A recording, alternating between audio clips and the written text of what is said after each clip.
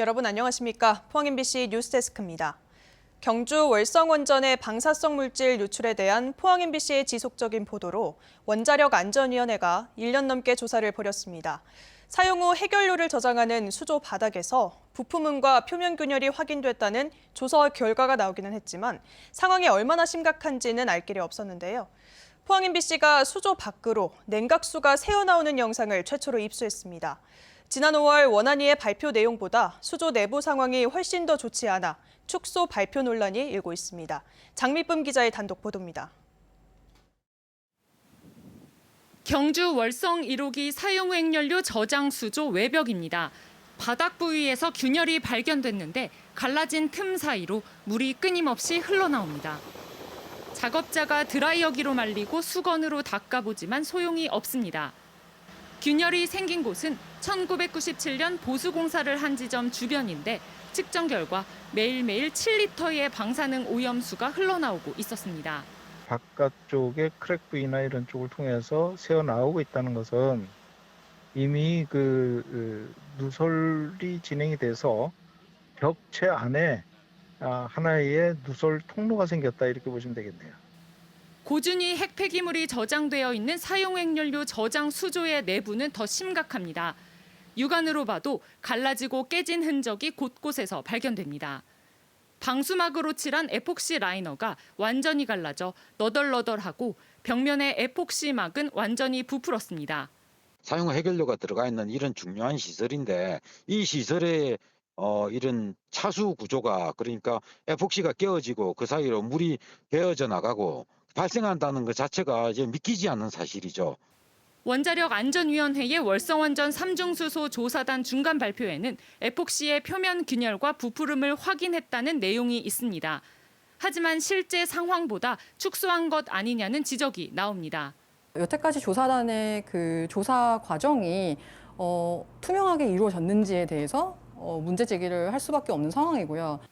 사용 후 핵연료를 저장해 놓은 수조의 냉각수에는 삼중수소와 감마액종 등 수조 100크렐에 이르는 위험한 방사성 물질이 포함돼 있습니다. 그 에폭시를 뭐 하려고 거기다가 발랐냐는 의문이 생길 정도로 엉망진창으로 관리되고 있다는 거는 한심한 수준이죠. 더 이상 뭐 기술적으로 얘기하고 말 게 없어요, 이런 거는. 이에 대해 원자력안전위원회는 영상과 사진에 대해서는 이미 알고 있는 내용이며 내부 합의를 거쳐 발표 자료에 실지 않았다고 밝혔습니다. 그러면서 실제 상황을 축소 발표한 것은 아니고 적절한 조치를 하고 있다고 밝혔습니다. MBC 뉴스 장미쁨입니다. 태풍으로 큰 피해를 본 포항시가 3조 3천억 원 규모의 안전도시 종합 추진 계획을 발표했습니다. 도시를 우회하는 대배수 터널을 건설하고 형산강과 칠성천, 냉천에 총 연장 60km의 차수벽을 설치하겠다는 것이 골자인데 예산 확보가 관건입니다. 이규설 기자입니다.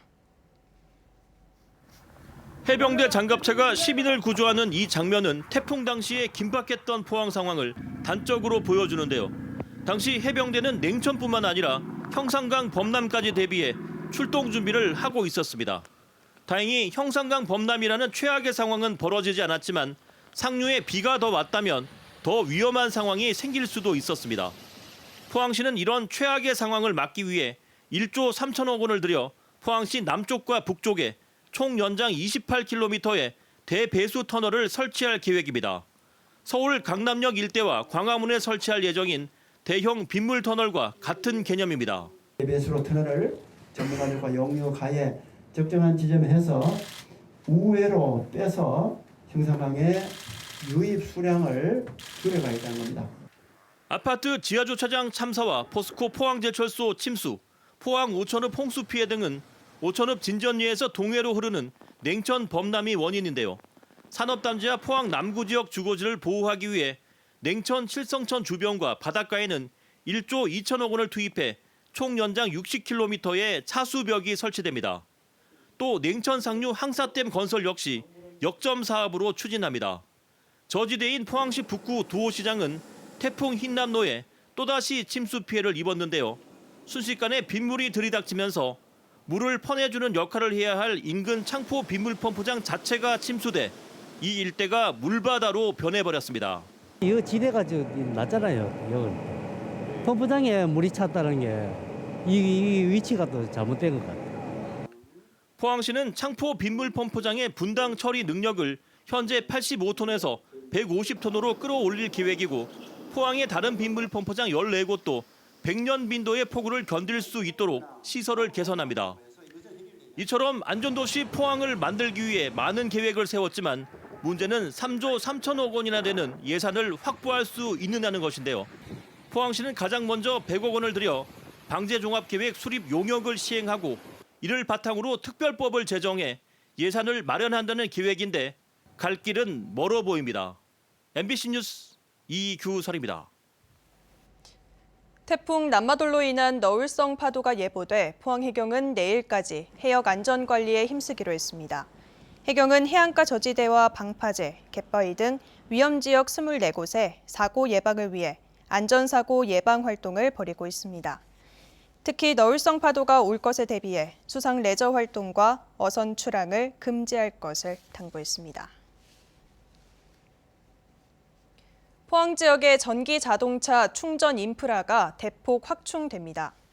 포항시는 2022년 지역별 무공해차 전환 브랜드 사업에 최종 선정돼 29억 8천만 원을 지원받게 됐으며 포항 지식산업센터 등 32곳에 118기의 급속 및 완속 전기차 충전 인프라를 설치할 계획입니다. 빠르면 10월부터 충전기 설치를 시작해 12월까지 완료할 계획입니다. 경주시는 코로나19 재유행 등 비상 상황을 대비해 내년 하반기까지 경주 하늘마루에 화장로를 증설하고 관련 시설을 개선하기로 했습니다. 증설 사업에는 국비 18억 원을 투입해 현재 7기인 화장로에 2기를 추가해 모두 9기로 확충하게 됩니다. 한편 경주의 화장 건수는 코로나19 이전인 2019년에 3,100여 건에서 지난해 3,600여 건으로 17% 증가했습니다. 경상북도가 지난 7월 공공기관 통폐합 계획을 발표하면서 비정규직에 대한 고용 승계 방안을 명확히 밝히지 않았습니다.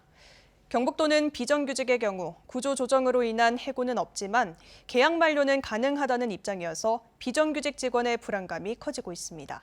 이도훈 기자가 취재했습니다. 올해 안에 28개 공공기관을 19개로 축소하겠다고 밝힌 경상북도. 고용 승계에 대한 내부 직원들의 불안을 예상해 인직원들의 임기와 고용은 보장하겠다고 했습니다. 인력들 재배치해서 또 다른 새로운 더 지금 현재 필요한 업무들을 할 수가 있습니다. 하지만 비정규직에 대한 고용 승계는 약속하지 않았다는 게 지역 노동계의 설명입니다. 비정규직이 대책 없는 기간 통폐합 중단을 요구하는 이유입니다. 경상북도는 산하 공공기관 통폐합 졸속 추진을 즉시 중단하라! 이달 초 어렵게 경상북도와 면담을 가졌지만 이 자리에서도 비정규직에 대한 고용 안정은 약속받지 못했고 개별 기관장을 통해 비정규직의 계약 연장은 추가적으로 없다는 답변만 받았습니다. 이에 대해 노동계는 표현만 계약 종료일 뿐 사실상 해고와 다름없다고 보고 있습니다. 공무직을 포함해서 기간제까지 전체 정수를 보존하겠다고 얘기를 하면 됩니다. 그런데 종사자에 대해서 고용 승계만 얘기하고 있지 비정규직 기간제에 대해서는 계약 해지되면 채용 안 할 것을 지금도 입장을 직간접적으로. 경상북도 20여 곳 산하 공공기관의 비정규직 수는 약 500여 명. 하지만 별도의 비정규직에 대한 대책은 없다는 경상북도의 입장은 요지부동입니다. 고용이 보장된 사람들은 그대로 다 고용 승계를 합니다. 비정규직에 대해서는 어떤 업무에 대해서 일정한 기간을 두고 채용된 분들이 그 업무가 어쨌든 없어질 수도 있지 않습니까? 그죠? 그런 부분들에 대해서는 저희들이 좀 별도로 고려는 해야 되겠지만은. 민주노총 공공서비스노조는 이철우 경북도지사의 해외 순방이 끝나는 대로 면담을 요청해둔 상태인데 이 자리에서 뾰족한 대책이 나올지는 미지수입니다. MBC 뉴스 이도훈입니다. 경주 지역 태풍 복구가 90% 정도 이뤄진 가운데 각계각층의 성금과 지원이 이어지고 있습니다. 대구 한국일보는 K트롯 페스티벌 행사에서 모금한 재의연금 2,670여만 원을 전달했고 한국수력원자력은 피해 복구 성금 1억 원을 경주시에 기탁했습니다. 또 전국 공무원 노동조합이 1,300만 원의 위문금을 경주시에 전달했고 육군 54단과 국제로타리 3721지구, 대한의사협회에서 생필품을 전달했습니다. 경북도와 영덕군 스포츠시설 운영업체가 영덕의 축구 테마파크를 조성하기로 하고 양해 각서를 체결했습니다. 종합스포츠시설 운영업체는 2025년까지 영덕 창포 풍력단지 인근 만여 제곱미터에 660억 원을 들여 축구 캠프 숙소, 축구 관련 행사 등에 활용할 수 있는 170실 규모의 특화 호텔을 건립할 예정입니다. 영덕은 전국 최초로 유소년 축구 특구로 지정돼 대개 축구대회 등 전국 단위 유소년 축구대회를 개최하고 있지만 숙박 인프라가 부족해 이번 테마파크 조성에 기대를 걸고 있습니다. 경북 동해안은 쾌청한 날씨를 되찾았지만 기온이 크게 떨어졌습니다. 내일 아침은 오늘보다 더 쌀쌀하겠습니다. 조주경 기상캐스터입니다. 오늘 아침 쌀쌀하셨죠? 하루 사이에 날이 부쩍 선선해졌습니다. 오늘 경주의 아침 기온은 15.7도로 어제보다 6도가량 낮게 시작했는데요. 한낮에도 21도 선에 머물면서 종일 선선했습니다. 내일은 오늘보다 기온이 더 내려가겠습니다. 경주의 아침 기온은 11도로 시작하겠고요. 한낮에도 23도로 평년 수준을 밑돌겠습니다. 큰 기온 변화에 면역력이 약해지기 쉽습니다. 건강 잘 챙겨주시면 좋겠습니다. 내일 맑은 하늘 드러나겠고요. 낮 동안 가을볕이 강하게 내리쬐면서 자외선 지수는 매우 높은 수준까지 오르겠습니다. 이어서 자세한 내일 기온 보겠습니다. 내일 아침 기온은 10도에서 15도 분포로 오늘보다 5도에서 8도가량 낮게 시작하겠고요.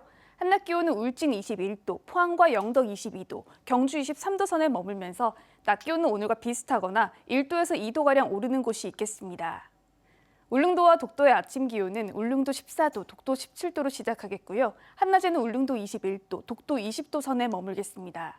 여전히 동해 전해상에는 풍랑특보가 발효 중입니다. 또 내일까지는 너울성 파도가 강하게 밀려들 수 있어서 주의하셔야겠습니다. 바다의 물결은 전해상에서 최고 4m까지 높게 일겠습니다. 남은 한 주 동안에도 뚜렷한 비 소식 없이 쾌청한 가을 날씨가 이어지겠습니다. 되셨습니다.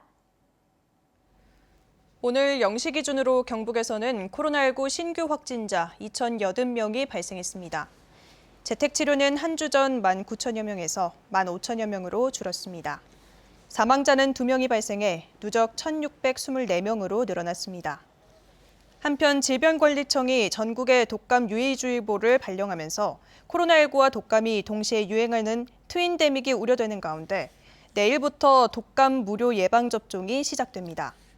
방역당국은 코로나19 백신과 독감 백신을 한 번에 맞는 것도 가능하다며 적극적인 접종 참여를 부탁했습니다.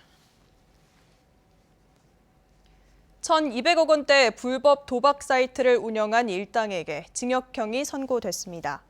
대구지방법원 포항지원은 도박 공간 개설 등의 혐의로 재판에 넘겨진 30대 박모 씨에게 징역 2년 6개월, 공범 강모 씨에게 징역 1년 6개월, 공범 백모 씨에게 징역 8개월의 실형을 각각 선고했습니다.